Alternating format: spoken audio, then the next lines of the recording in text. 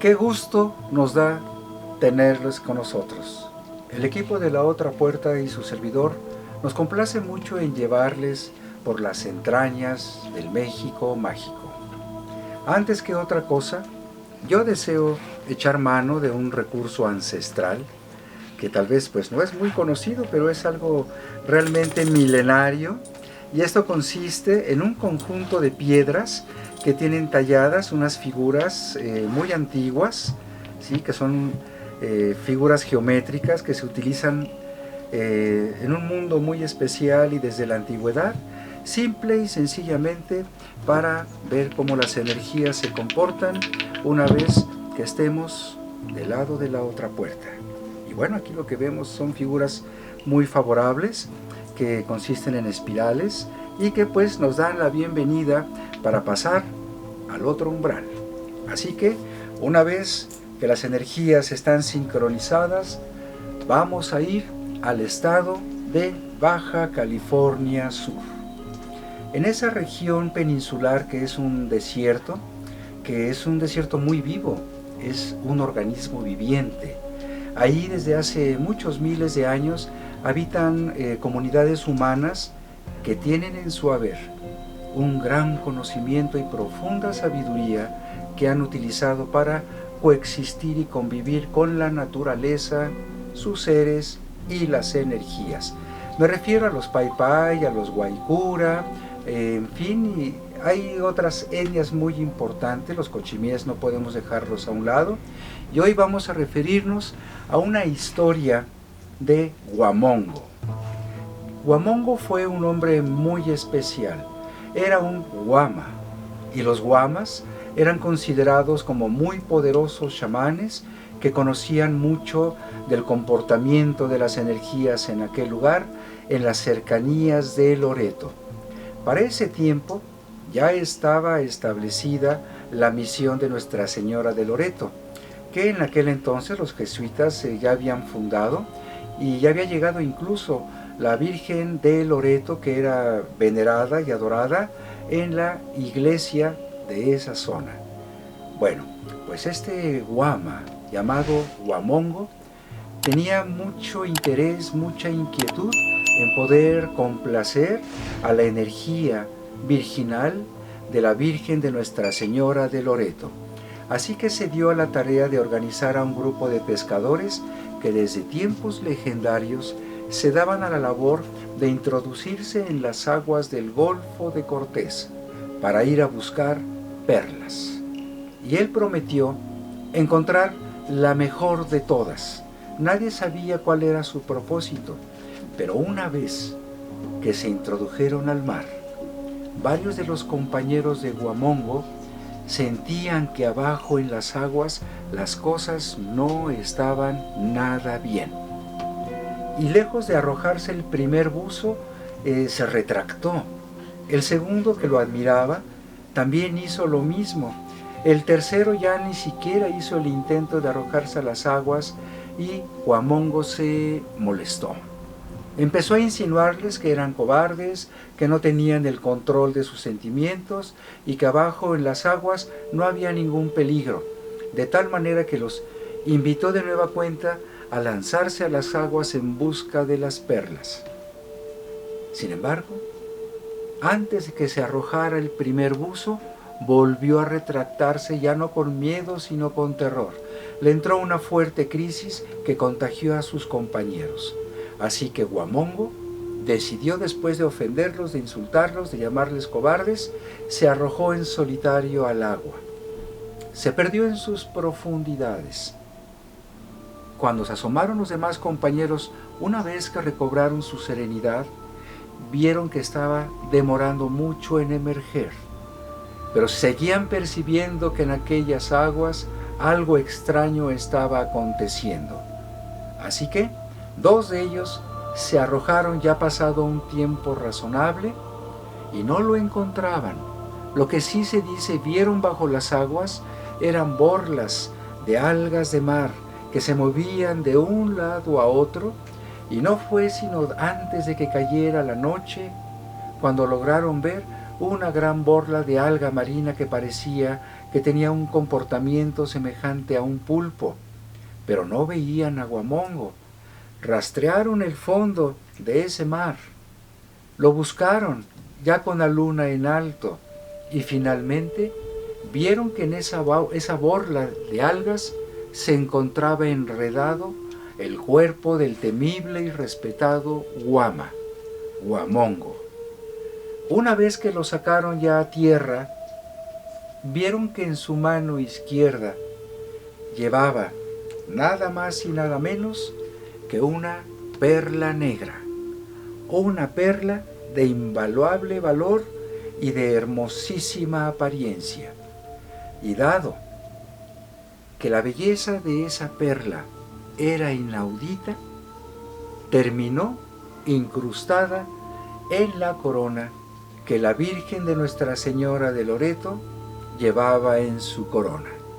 Y muchas veces se dice que cuando los pescadores guaycuras van en pos de perlas al fondo del mar de Cortés, en esa región de Loreto, piden permiso a los dioses y piden la protección de Huamongo para que aquellas energías que merodean en el fondo de esas hermosísimas y azules aguas del Golfo de Cortés no traicionen y arrebaten la vida de aquellos osados que van por las reliquias que el mar ofrece.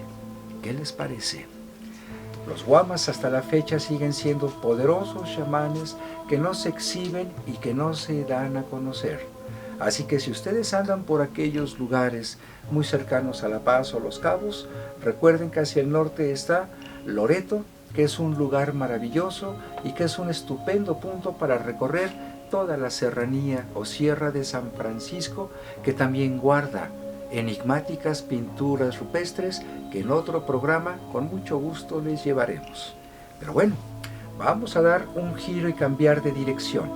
Ahora nos dirigiremos al estado de Querétaro, al municipio de Ezequiel Montes, en cuyo valle se encuentra una gran peña. Tal vez muchos de ustedes han escuchado de la famosísima Peña de Bernal. Es el tercer monolito más grande de nuestro planeta natural, después del Peñón del Estrecho de Gibraltar entre Europa y África, al sur de España, después del Pan de Azúcar que se encuentra en la costa oriental brasileña, y en tercer lugar la Peña de Bernal, que no es otra cosa que un núcleo de un volcán que hace muchos millones de años entró en actividad y erupcionó. Toda la tierra que envolvía este núcleo de piedra desapareció. Se lo llevó el agua, la erosión, los vientos, y solo quedó prácticamente la roca magmática que se endureció en el interior de su cráter. Eso es la peña. Digamos que es el pétreo esqueleto de un volcán poderoso que entró en actividad y se extinguió en otras eras de la historia de nuestro mundo.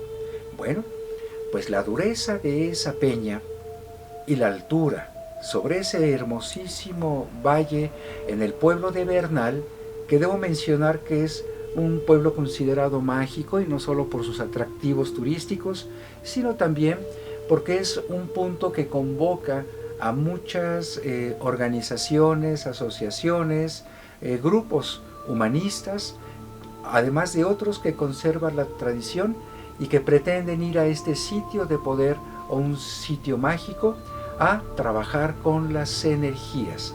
Debo mencionar que para la nación ñañú, conocida también como otomíe, que no es el nombre correcto, son los ñañús, ellos consideran ese sitio sagrado, porque esa peña, en ciertas fechas del año, sobre todo muy cercanas a los equinoccios, la peña emite una luminiscencia que parece un aura. Ahora he de precisar que la opinión de su humilde servidor es que los cerros y las montañas, desde luego que poseen un aura, y esta aura proviene de la energía de los minerales y de la presión que configuran estas cadenas de montañas. De tal manera que la Peña de Bernal ha sido considerado un sitio de poder en el cual Particularmente en el equinoccio de primavera, entre el 20 y 22 de marzo de cada año, se reúnen muchas agrupaciones, sobre todo de la mexicanidad, ataviadas con ropas blancas y cintas rojas en frente y en cintura, para honrar a la naturaleza, honrar a la madre tierra y reprogramar y reorientar la energía corporal con la conciencia para experimentar un episodio místico, místico de misterio dirigido hacia lo divino. Curiosamente, cuando uno llega a Peña de Bernal, al pueblo de Bernal, y empieza uno a recorrer los senderos, justamente en la plaza, que es la antesala del ascenso, se manifiesta el guardián de la zona, que es nada más y nada menos que Miguel Arcángel. Él aparece ahí como un custodio sideral que protege las energías del ascenso para que aquellas personas que van avanzando hacia la cúspide de esa peña experimenten que ese ascenso no es otra cosa que una escala en nuestra existencia que nos obliga, amable y amorosamente, a siempre ir hacia arriba. Pasos chicos, pasos grandes, pero siempre darlos de manera ascendente y no degradante. De tal manera que la escala de la ruta que hay de esa pequeña plaza, con su guardián sideral, Miguel Arcángel, hasta la cúspide, es una escala de lo que debe ser la existencia humana, en la que se divide en tres partes. Primero es la conciencia y el empleo terrenal de nuestro cuerpo, de nuestras facultades y de nuestro entorno. Después, en la tercera etapa, hasta el primer mirador, es el despertar de la conciencia, cuando ya no solo somos seres terrenales, sino que también poseemos un poderoso espíritu. Y la tercera etapa del ascenso constituye la experiencia mística que nos conecta con las energías de las estrellas, de nuestro mundo, de nuestro corazón y de nuestra conciencia. Así que si ustedes quieren experimentar este tránsito en el sendero de tres etapas, no dejen pasar mucho tiempo. Ese pueblo mágico de Bernal es una extraordinaria impulsora para poder reorientar nuestras pretensiones en nuestra existencia. Así que ya saben, Bernal y su peña les espera como un testigo que se asoma milenario a contemplar los horizontes de ese maravilloso valle, que también ofrece exquisitos vinos, deliciosos quesos, y es un lugar ideal para poder reafirmar y retomar decisiones en el camino de nuestra existencia. Así que vayan planeando una visita pronta a ese maravilloso sitio. Y vamos a redireccionar ahora nuestro último lugar al estado de Durango. Se los voy a comentar de una historia medio novelada. Resulta que había un joven a principios del siglo XX que era muy valiente. Era único hijo y solo vivía con su humilde madre en el centro de la capital duranguense. Él era muy osado, era muy atrevido, era muy audaz. Tan audaz era que solo para llamar la atención de aquella población acostumbraba a subir al campanario de la catedral de Durango para robarse los huevos de paloma y comerlos. Exponía su vida en la subida y la bajada, y la gente pues la admiraba y otros le criticaban, porque era buena persona, ayudaba a aquellos que lo necesitaban y nunca se dejaba de aquellos que abusaban, hasta que un día se enamoró de la hija de uno de los más poderosos hacendados de esa región. Relación que obviamente el padre de la chica, de la muchacha, no aprobaba. Esta terminó enamorándose de él y era un romance que causaba mucho escándalo en las clases favorecidas de la ciudad de Durango. De tal manera que, dado que la hija no quería dejar a este joven llamado Juan, el hacendado, que era muy amigo del jefe de policía de la ciudad, idearon la manera de poder encarcelarlo para que dejara en paz a su hija. Pero la fortuna se anticipó y resulta que en cierta tarde, justo frente a la casa de este joven Juan, apareció un perro rabioso que iba aproximándose cada vez a una niña pequeña que estaba sentada en la orilla de su casa. Cuando por la ventana Juan se dio cuenta que el perro la venía a atacar, sacó una escopeta y le disparó al animal. Pero además de matar al animal, también mató a la niña. De tal manera que ese incidente fue más que sobrado para que el padre de la hermosa chica lo sentenciara con la ayuda del jefe de policía, y Juan fue llevado al presidio, a una prisión en la ciudad. Y como no quería este hacendado que Juan saliera, se puso de acuerdo con el jefe de los presidiarios para que le quitaran la vida dentro del presidio. Y las autoridades tenían por conocimiento que había una mazmorra, una celda, que le llamaban la celda de San Juan, o mejor conocida como el calabozo del diablo. ¿Y por qué se llamaba así este lugar? Porque a cada preso que ingresaban ahí, a la noche siguiente primera de haber ingresado, lo sacaban muerto. De tal manera que los carpinteros ya sabían que cada vez que entraba un preso a esa celda, tenían que preparar su ataúd para que al día siguiente fuera llevado a su sepultura. Bueno, pues así se hizo.